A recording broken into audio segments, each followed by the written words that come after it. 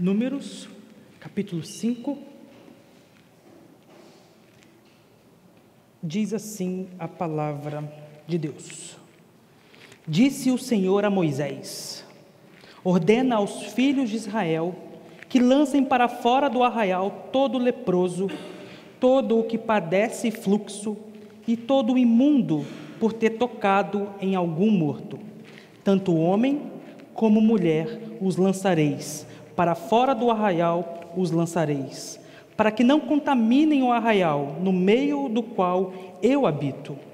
Os filhos de Israel fizeram assim, e os lançaram para fora do arraial, como o Senhor falara a Moisés, assim fizeram os filhos de Israel.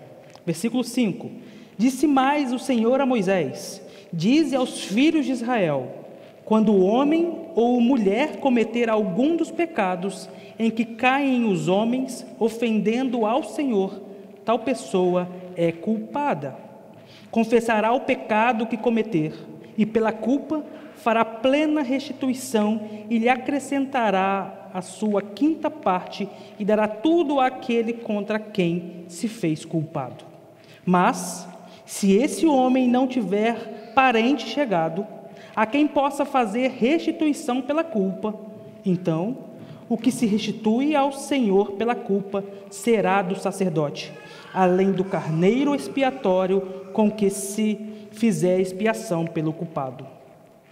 Toda oferta de todas as coisas santas dos filhos de Israel que trouxerem ao sacerdote será deste, e também as coisas sagradas de cada um, o que alguém der ao sacerdote será deste. Versículo 11. Disse mais o Senhor a Moisés: fala aos filhos de Israel e dize-lhes: se a mulher de alguém se desviar e se lhe for infiel, de maneira que algum homem se tenha deitado com ela e for oculto aos olhos de seu marido, e ela o tiver ocultado, havendo-se ela contaminado, e contra ela não houver testemunha, e não for surpreendida em flagrante, e o espírito de ciúmes vier sobre ele, e de sua mulher tiver ciúmes, por ela se haver contaminado, ou tiver, não se havendo ela contaminado, então esse homem trará sua mulher perante o sacerdote, e juntamente trará a sua oferta por ela, 1/10 de efa de farinha de cevada, sobre a qual não deitará azeite, nem sobre ela porá incenso, porquanto é oferta de manjares de ciúmes, oferta memorativa que traz a iniquidade à memória. O sacerdote a fará chegar e a colocará perante o Senhor. O sacerdote tomará a água santa num vaso de barro, também tomará do pó que houver no chão do tabernáculo e o deitará na água. Apresentará a mulher perante o Senhor e soltará a cabeleira dela e lhe porá nas mãos a oferta memorativa de manjares, que é a oferta de manjares dos ciúmes. A água amarga que traz consigo a maldição estará na mão do sacerdote. O sacerdote a conjurará e lhe dirá: se ninguém contigo se deitou, e se não te desviaste para a imundícia, estando sob o domínio de teu marido, destas águas amargas, amaldiçoantes, serás livre. Versículo 20. Mas, se te desviaste sob o domínio de teu marido, e te contaminaste, e algum homem que não é o teu marido se deitou contigo, então o sacerdote fará que a mulher tome o juramento de maldição e lhe dirá: o Senhor te ponha por maldição e por praga no meio do teu povo, fazendo-te o Senhor descair a coxa e inchar o ventre. E esta água amaldiçoante penetre nas tuas entranhas, para te fazer inchar o ventre e te fazer descair a coxa. Então a mulher dirá: amém, amém. 23. O sacerdote escreverá essas maldições num livro, e com a água amarga as apagará, e fará que a mulher beba a água amarga que traz consigo a maldição, e sendo bebida, lhe causará amargura. Da mão da mulher tomará o sacerdote a oferta de manjares de ciúmes, e a moverá perante o Senhor, e a trará ao altar. Tomará um punhado da oferta de manjares, da oferta memorativa, e sobre o altar o queimará, e depois dará a beber a água à mulher. E havendo-lhe dado a beber a água, será que se ela tiver contaminado, e a seu marido tenha sido infiel, a água amaldiçoante entrará nela para a amargura, e o seu ventre se inchará, e a sua coxa descairá. A mulher será por maldição no meio do seu povo. 28. Se a mulher se não tiver contaminado, mas estiver limpa, então será livre e conceberá. Esta é a lei para o caso de ciúmes, quando a mulher, sob o domínio de seu marido, se desviar e for contaminada, ou quando sobre o homem vier o espírito de ciúmes, e tiver ciúmes de sua mulher, apresente a mulher perante o Senhor, e o sacerdote nela execute toda esta lei. O homem será livre da iniquidade, porém a mulher levará a sua iniquidade. Até aqui a leitura da palavra do Senhor. Vamos orar mais uma vez. Grandioso e eterno Deus, ó Senhor, que texto profundo, que o Senhor fale conosco através do teu servo. Conduza o Senhor para que este texto seja glorificado entre todos nós, para entendermos o que o Senhor deseja, agindo assim, Senhor, através da tua palavra, do teu evangelho, para mudar o nosso coração, para mudar o nosso interior. Usa, Senhor, o pregador desta noite para a tua honra e para a tua glória. Em nome de Jesus que nós oramos. Amém.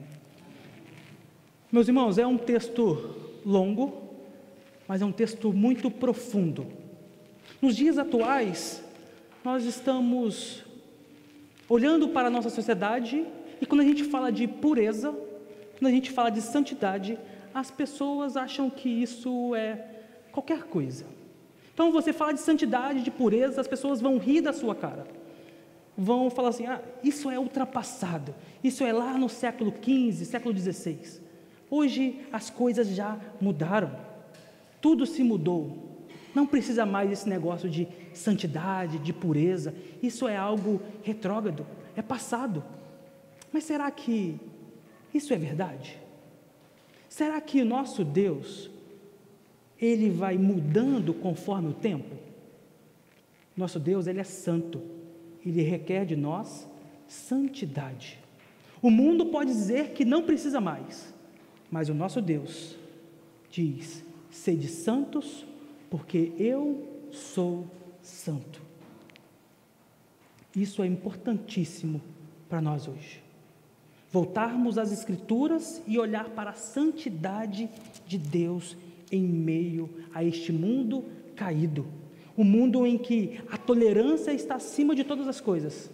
A santidade deixa de lado. O que importa é sermos felizes. Mas a palavra de Deus nos ensina que a santidade não é algo que a gente pode ou não ter. Se somos filhos de Deus, logo devemos ser santos e buscar a santidade constantemente. E este texto vai nos ensinar muito sobre isso.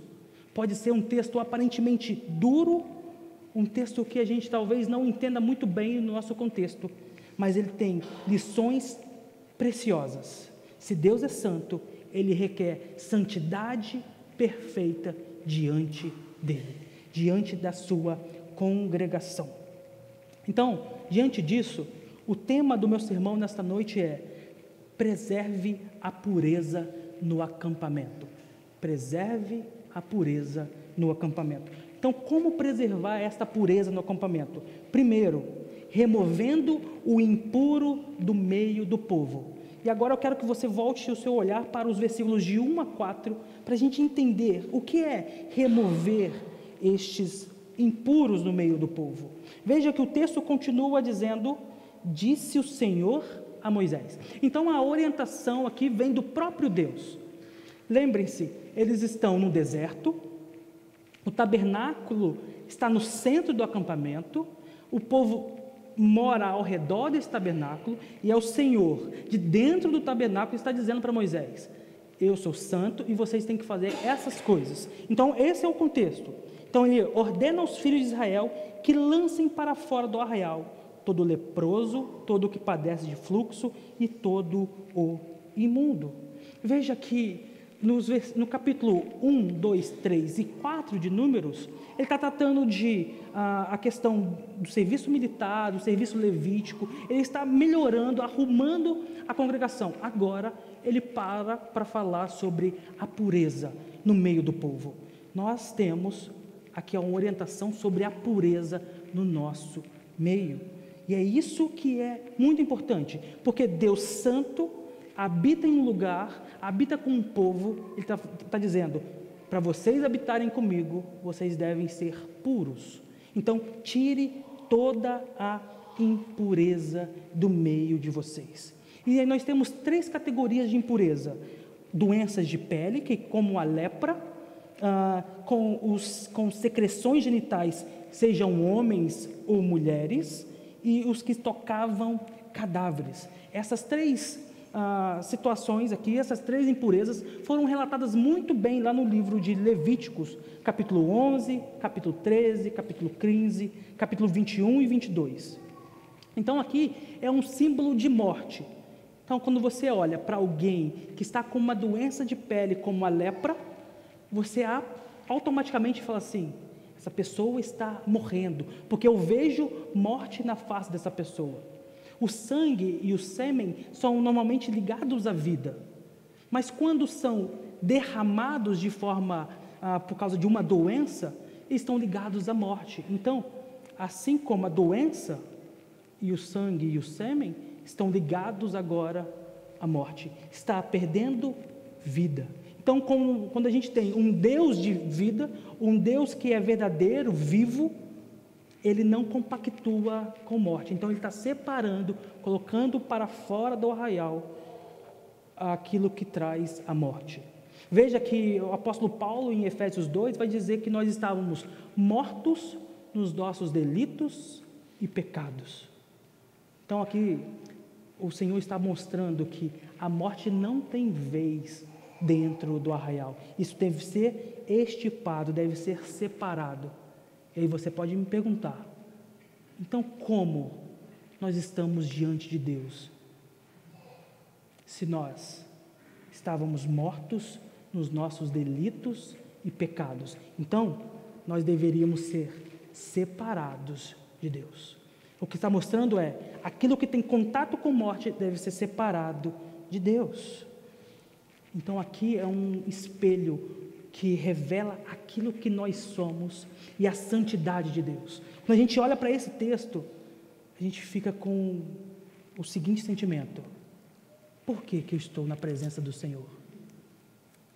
Se eu não sou puro assim, se eu não tenho vida desta forma. Então o Senhor requer uma santidade absoluta para aqueles homens. Por que Ele quer isso? Para que não contaminem seus acampamentos, nos quais eu habito no meio deles. Então tem um Deus Santíssimo e Ele requer santidade de todos aqueles que estão ao seu redor. Habitem em santidade suprema. Mas será que nós temos a capacidade de viver em uma santidade tão suprema que agrade ao Senhor? Será que nós temos como conquistar essa santidade desta forma para agradar ao Senhor, para viver no meio do seu povo? Então, quando a impureza está no presente, é impossível ter um bom relacionamento com o Senhor. Então o Senhor está ordenando: tire isto, vá para fora do arraial. Mas aqui não é uma ordem só de ida, só de exclusão desse povo. Há os rituais de purificação. Depois que essa pessoa é purificada, ela retorna de novo para o arraial. Porque se não fosse assim, ninguém estaria naquele arraial. Todos seriam expulsos um a um, até que não sobrassem mais nenhum. Mas a graça de Deus faz com que haja rituais de purificação, e essas pessoas retornam depois de terem curadas ou terem se purificados diante de Deus. Então é um Deus santo que decide habitar no meio do seu povo. Ele requer santidade suprema. O povo não consegue atender essa santidade. O Senhor os expulsa, mas Ele cria um ritual de purificação para que esse povo retorne para a comunhão com Ele. Então, o Senhor é misericordioso, o Senhor é bondoso. Ele poderia apenas afastá-los, mas Ele então não viveria mais com este povo. E versículo 4, eles cumprem aquilo que Deus ordenou, expulsaram os impuros para fora do arraial. Assim como Deus exigiu de Israel que removessem os impuros, removessem aqueles que viviam em uma espécie de morte, nós somos chamados a zelar pela nossa casa, pela nossa igreja, pela santidade deste lugar. Não é o lugar que importa, mas é a presença do Deus vivo que é real. O Senhor é manifestado em todos os cultos que nós fazemos a Ele. Então nós devemos cultuá-lo em santidade, cultuá-lo de uma forma que agrada a Ele. Por isso que nós confessamos os nossos pecados. No entanto, nós vemos no Antigo Testamento uma nítida separação do povo de Deus. Então o povo está de um lado, Deus está de outro. O Novo Testamento mostra os nossos pecados. O apóstolo Paulo, em Romanos 7, vai dizer assim: quem me livrará deste corpo de morte? É graças a Deus por Jesus Cristo, o nosso Senhor. Jesus Cristo é aquele que veio morrer em nosso lugar. Ele veio nos libertar da morte. Ele veio nos lavar. Lembrem-se da mulher do fluxo de sangue. A mulher do fluxo de sangue faz algo impensável. Veja, Antigo Testamento, santidade, os impuros eram afastados, você não tinha contato com Deus. A mulher do fluxo de sangue, ela quebra isso e toca no Santo de Israel. E aí ela é curada, ela é restaurada. O Senhor Jesus a cura e traz de volta. Quantos leprosos não apareceram no ministério de Jesus? E Jesus os tocava, não ficava impuro, pelo contrário, aquelas pessoas eram purificadas. Jesus encostou no morto e o morto revivia. Jesus não ficava impuro, mas Ele dava a verdadeira vida. Então é Jesus que nos aproxima agora de Deus. É por causa do sacrifício dEle, por causa daquilo que Ele fez, que nós estamos aqui, muitas vezes com o nosso coração, às vezes nem tão limpo assim, mas foi limpo por Cristo Jesus. O sangue de Cristo está sobre nós, e é por isso que nós temos agora livre acesso ao trono de Deus. Você foi limpo e de uma vez por todas está limpo. Mas então você pode perguntar: já que eu estou limpo, eu vou viver a vida de qualquer jeito? Eu vou fazer aquilo que agrada ao meu coração? Não, você vai viver em resposta a essa limpeza, desejando cada dia mais ser santo, justo, puro, porque isso reflete o caráter de Deus. Se Deus é santo e nos propiciou o seu Filho para morrer por nós, a nossa caminhada agora é: sou santo porque o meu Deus é santo. É uma resposta em gratidão àquilo que Deus fez por nós. Deus curou a nossa morte. Nós uma vez estávamos mortos dos nossos delitos e pecados, mas agora Ele nos deu vida. Nós não precisamos mais viver separados de Deus, mas temos livre acesso a Deus. Então, como preservar a pureza no acampamento? Primeiro, removendo o impuro do meio do povo. E segundo, restituindo com justiça os pecados confessados. Versículos de 5 a 10. E aqui é tratado um outro tipo de impureza, um tipo de impureza de relacionamento. Então, nós estamos unidos e às vezes acontecem alguns problemas e eu firo aqueles que estão ao meu lado. Você vai machucar alguém que está ao seu lado. Isso é inevitável. Afinal de contas, somos pecadores. Mas o que o Senhor vai nos ensinar aqui é muito importante. Quando você peca contra alguém que está ao seu lado, você está pecando contra Deus. Você não peca somente contra quem está ao seu lado. E veja que no finalzinho do versículo 6 ele vai dizer assim: infidelidade contra o Senhor. No fim de todas as coisas, todos os pecados contra aqueles que estão ao meu lado são contra Deus. E é por isso que ele vai precisar de oferecer um sacrifício para saciar a vontade do Senhor. Veja que o Davi, quando escreve o Salmo 51, ele diz: pequei contra ti e contra ti somente. Lembrem, ele fez algo muito ruim e ele está confessando o seu pecado, dizendo: pequei contra o Senhor.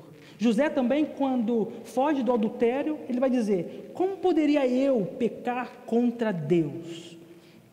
Então parece que o pecado antes era entre uma pessoa e outra, mas o que este livro está nos ensinando, que toda vez que você peca contra alguém, você está pecando contra o próprio Deus.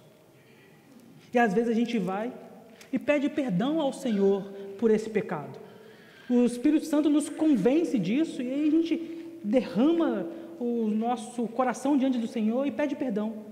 Mas muitas vezes nós não pedimos perdão para quem está ao nosso lado. Nós precisamos nos arrepender do nosso pecado, confessá-lo diante de Deus. E se é um pecado público em que toda a igreja sabe, nós precisamos confessá-lo diante da congregação para haver restauração. A gente precisa reparar as nossas ações. E aqui veja que ele coloca ainda que você tem que restituir completa do prejuízo causado. E aí tem que ter tem um acréscimo de 20%. Então você fez alguma coisa muito ruim, você tem que dar um jeito de restituir este mal, acrescido de 20%, de uma quinta parte. Depois você vai oferecer um cordeiro ao Senhor, um carneiro ao Senhor, para satisfazer então a ira do Senhor. Então você pede perdão, se arrepende desse pecado, oferece ao Senhor, e assim você não peca mais contra o Senhor, nem contra o seu irmão. Às vezes isso passa desapercebido. Às vezes a gente vive como se isso não fosse uma realidade. Às vezes a gente peca contra o nosso irmão, nós pedimos perdão, mas esquecemos de Deus. Ou ao contrário, pedimos perdão ao Senhor e esquecemos do nosso irmão. Esse é o processo completo. Você pede perdão, restitui o que era necessário e agora oferta ao Senhor um sacrifício. Por quê? Mesmo quando um dano ao próximo era reparado, nós precisávamos pedir perdão ao Senhor para que esse pecado não continuasse sobre nós.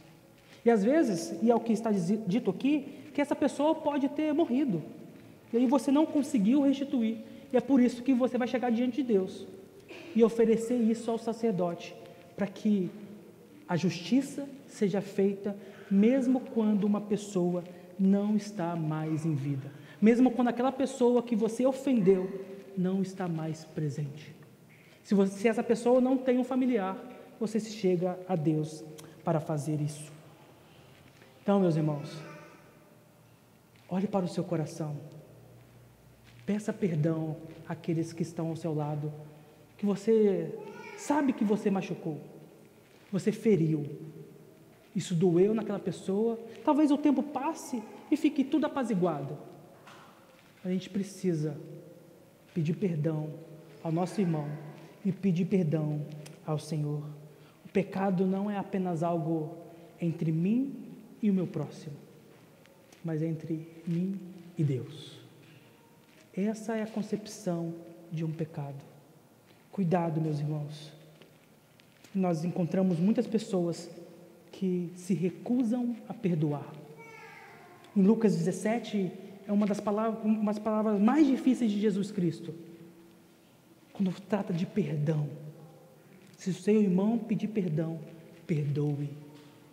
É uma promessa que você faz diante de Deus. A gente não pode deixar com que o perdão seja esquecido na nossa comunidade. Nós somos uma comunidade que foi perdoada pelo Senhor, de uma vez por todas, e agora nós refletimos isso. Nós fomos uma vez perdoados, e agora nós perdoamos aqueles que estão ao nosso redor. Se não for assim, para que Cristo nos perdoou? Nós devemos perdoar isso tudo. O salário do pecado é a morte. E nós deveríamos morrer a nossa morte. Essa morte deveria estar sobre nós. Alguém tem que pagar esse salário. Então, assim como nesse texto, um carneiro é sacrificado para perdoar os pecados. Nós deveríamos morrer. Mas o Senhor, gracioso do jeito que é, Ele provê um cordeiro santo, imaculado, para morrer no nosso lugar. Nós pecamos, mas quem morre é o nosso Senhor. Isso deve encher o seu coração de graça, de amor, de contentamento, porque é você que deveria morrer, é você que deveria estar naquele lugar, mas o Senhor, com a sua graça, nos conduz, o seu Filho maravilhoso, morre em nosso lugar, para nos dar perdão, e esse perdão deve encher o nosso coração, e nós devemos perdoar aqueles que estão ao nosso redor. Nós fomos perdoados de uma vez por todos, mas não é a nossa confissão de pecados que vai nos salvar, não é a nossa restituição, não é nada disso que vai nos levar diante de Deus, mas é o sacrifício de Jesus Cristo, isso que nos levará ao Senhor. Então, como preservar a pureza no acampamento? Primeiro nós vimos, removendo o impuro do meio do povo. Segundo, restituindo com justiça os pecados confessados. E terceiro, a parte mais longa, discernindo com temor os casos ocultos diante do Senhor. Vai do versículo 11 até o versículo 31. Nesta última fase, é tratado de um caso singular. Veja, primeiro é algo físico, que você vê, é a questão da morte, a pele escamando, a questão de doença, a questão de alguém morto que você tocou, você vai para fora do arraial. O segundo, você faz uma ofensa contra o seu próximo e contra Deus. Então são coisas visíveis que a gente consegue observar. Mas o terceiro é algo muito mais difícil. É algo que é oculto. É um pecado oculto. Ou talvez seja um pecado ou não. Aqui vem um julgamento do Senhor. E este julgamento pode ser aos nossos olhos estranho. Mas nós sempre ansiamos por uma justiça. Nada melhor do que ter um Deus justo, santo, que conhece todas as coisas para julgar. Então, se você está em condição de réu e é culpado, saiba que a condenação é certa, porque o Senhor conhece todas as coisas. Agora, se você está na condição de réu e é inocente, saiba que haverá absolvição. A pergunta que fica é: somos inocentes ou somos culpados? Essa é uma pergunta importante que nós devemos nos fazer. A mulher, ela não foi flagrada fazendo algo de errado. Ela não foi flagrada deitada com outro homem que não fosse o seu marido. Não há testemunhas disso. Apenas o marido enciumado.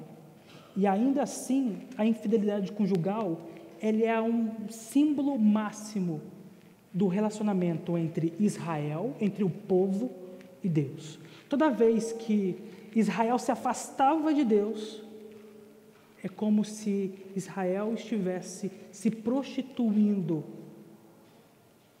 e não se voltando a Deus. Então, quando a gente olha para os profetas, a gente vê esse movimento muito claro.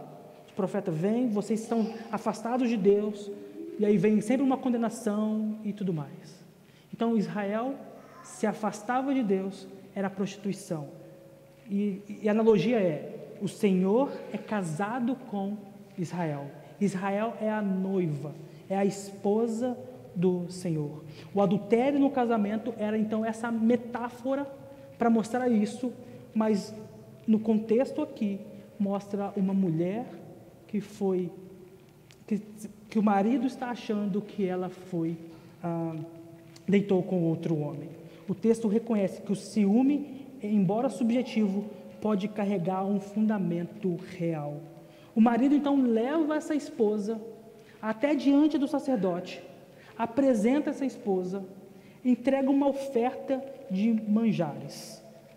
E aqui, veja que não tem nem óleo e nem incenso, porque o óleo e o incenso normalmente simbolizavam alegria, festa, mas só que não tem esse óleo e incenso, porque aqui não é momento de alegria, aqui é um momento de peso, de reverência, de temor diante de Deus, de medo diante do Senhor, porque o próprio Deus julgará todas as coisas, o Deus que sonda os corações. No versículo 16 a 18, a mulher é levada à presença do Senhor, e o sacerdote pega na bacia de bronze um pouco de água, se abaixa, pega um pouco de pó do chão, joga em cima dessa água, e essa água agora vira uma água amarga. Então, ele começa aqui um ritual da água amarga. Essa água não tem poder, essa água com poeira não tem poder nenhum. É apenas um símbolo para apontar. Nós não vamos julgar isso, e sim o Senhor. Então, não chegue em casa achando que vou dar uma água amarga para minha esposa para ver o que vai acontecer. Não, não é isso. Aqui é apenas um rito. E é o próprio Deus é quem vai julgar. Então não é o marido que vai julgar, não é o sacerdote, é o próprio Deus. A água não tem poder, somente tem poder de fazer a sua esposa ficar com muita alegria diante de você. Então, não é uma magia que está acontecendo aqui. O sacerdote está entregando o julgamento nas mãos de Deus. E a mulher então assume um juramento solene. Se ela for inocente, ela será livre.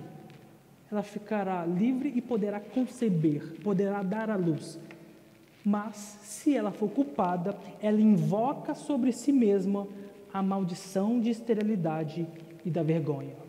Então, esse é o cenário. Ciúmes, eu apresento a minha esposa, ela toma a água amarga. Se ela for inocente, ela fica bem. Se ela for culpada, ela fica estéril e com vergonha.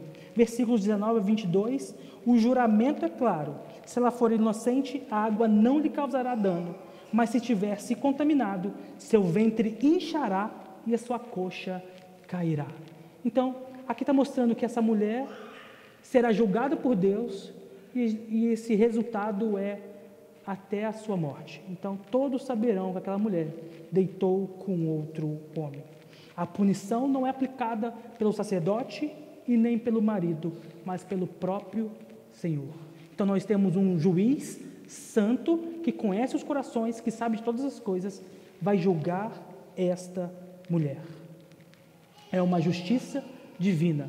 E a mulher vai responder: amém, amém. A mulher concorda com isso, ela está ali pronta para fazer isso. Versículos de 23 a 26. O sacerdote escreve as palavras da maldição e as dissolve na água. No tipo, eu escrevo, vou passar água, essa água vai pingar, e é como se essa mulher estivesse ingerindo as próprias palavras da maldição como uma representação. Então, dissolve a palavra, ela bebe essa palavra junto com a poeira que estava ali, aquela água amarga. Então a própria palavra agora está dentro dela, que ela disse amém, amém. E a oferta do cereal então é apresentada. O ritual chega ao seu clímax quando a mulher bebe a água amarga. Este é um tribunal do Deus vivo. Nada vai escapar.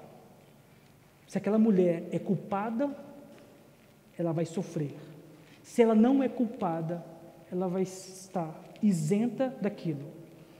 Então, é o próprio Deus fazendo o julgamento. Isso pode nos deixar felizes ou tristes.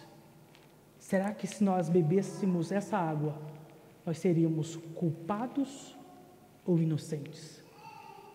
O que seria de nós se essa água fosse para nós? E do versículos 29 ao 31, o capítulo conclui, chamando este procedimento de a lei do ciúme. Afirma que o marido não será culpado por suspeitar, caso a esposa seja inocente. Isso destaca o papel de sabedoria divina como única capaz de discernir os mistérios do coração.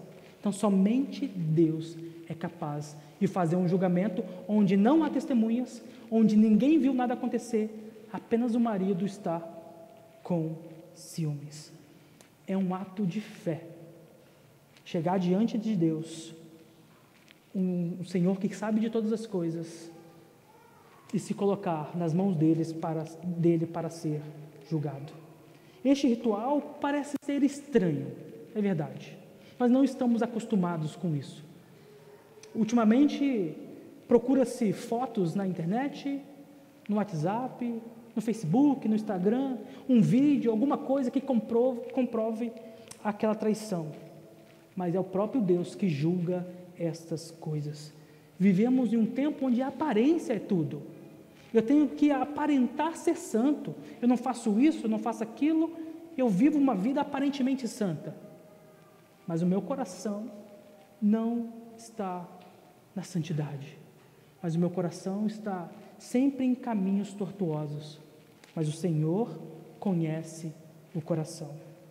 Há pecados ocultos, motivações ocultas, infidelidades espirituais que ninguém percebe, mas o Senhor percebe.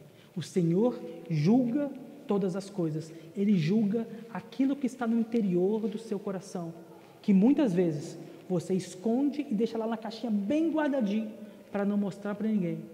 Mas o Senhor sabe disso. E essa água amarga vai trazer isso à tona, vai mostrar as entranhas do nosso coração.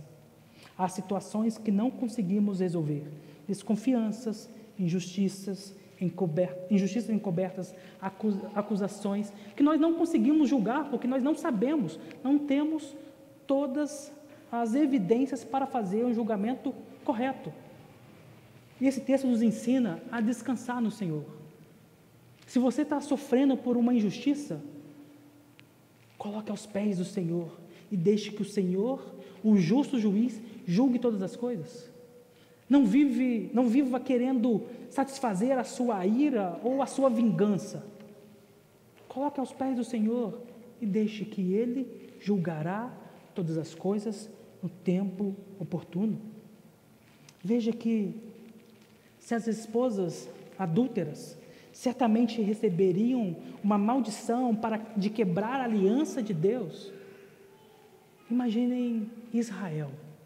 Israel certamente sofreria um grande dano. E por várias vezes Israel foi enviado para o exílio, gerações morreram no deserto, gerações morreram na Babilônia, mas o Senhor, assim como Ele faz com aqueles que foram expulsos do arraial, Ele traz esse povo de volta para o relacionamento com Ele. Mas será que Deus é injusto de trazer este povo de volta?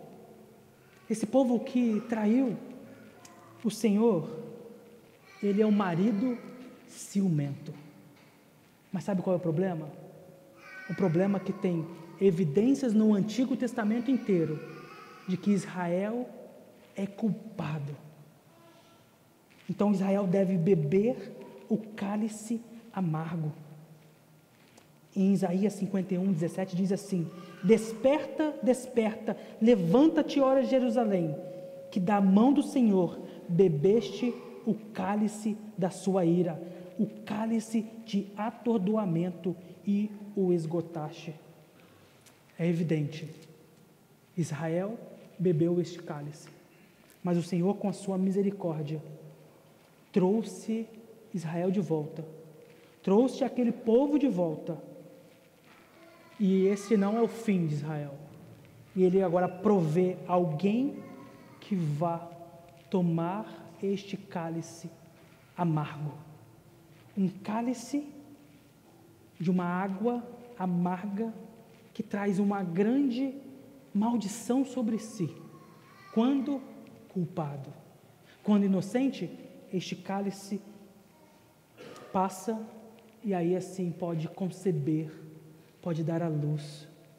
Então, por amor a nós, o Senhor propiciou um cordeiro para tomar um cálice amargo, um cálice que, se nós tomaríamos, nós seríamos amaldiçoados. Jesus Cristo toma esse cálice, o cálice da ira de Deus, e por grandes trevas Ele diz: Deus meu, por que me desamparaste? Ele toma aquele cálice, aquilo que estava sobre nós foi sobre Cristo, a separação da nossa morte estava sobre Cristo, e agora Cristo foi desamparado por Deus, para que nós fôssemos amparados por Deus. Ele toma o cálice em nosso lugar, e é por isso que na última ceia Ele vai dizer assim: este é o cálice da nova aliança, este cálice é o meu sangue, derramado por vós. É verdade, ceiaremos, e aqui não tem sangue nem carne, mas representa o derramamento do sangue de Jesus Cristo naquele dia. Jesus é a resposta da nossa situação. Nós éramos para ser expulsos do arraial, fomos trazidos de volta. Nós éramos para restituir, Cristo restituiu. Nós éramos para tomar o cálice amargo, Cristo tomou esse cálice amargo em favor de nós. Então, como nós não vamos preservar a santidade de Deus? Se esse Deus é maravilhoso, se esse Deus é misericordioso, o Senhor Jesus, Ele foi cortado da terra dos vivos. Lembrem-se, Ele não morreu dentro da cidade, Ele morreu fora da cidade. Ele foi expulso do arraial em nosso lugar. E é por isso que hoje nós podemos tomar um cálice doce, o cálice da nova aliança, porque Cristo tomou o cálice amargo. Para concluir, meus irmãos, ao final desse sermão, nós vemos 3 expressões que são profundas: a contaminação, a transgressão e a infidelidade. Todas as 3 formas de infidelidades, forma de impureza contra o Senhor, física, ética e espiritual. Essas 3 nos separam de Deus.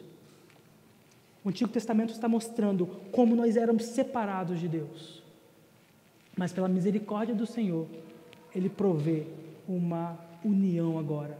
Nós somos unidos a Cristo naquele sacrifício. Nós éramos jogados para fora do arraial, agora nós estamos dentro deste arraial. Jesus, Ele faz isso por nós. Eu quero que nesta noite você olhe para Cristo como aquele que fez algo tão maravilhoso que você não poderia fazer. Você merecia a condenação, assim como eu. Nós merecíamos isso. Nós merecíamos ser jogados para fora de uma vez por todas. Mas pela graça, o Senhor nos trouxe de volta. Então, nesta noite, arrependa-se do seu pecado. Peça perdão àqueles a quem você já feriu. E olhe para o cálice amargo que estava diante de você, que Cristo tomou, Então, por isso, venha à mesa do Senhor, tome agora um cálice doce, porque o amargo já foi derramado. Cristo já bebeu o cálice amargo em nosso lugar. E assim, nós podemos ter acesso ao Senhor por causa do sangue dele. Nós não somos consumidos porque o Senhor proveu um Cordeiro santo e imaculado. Que Deus nos abençoe.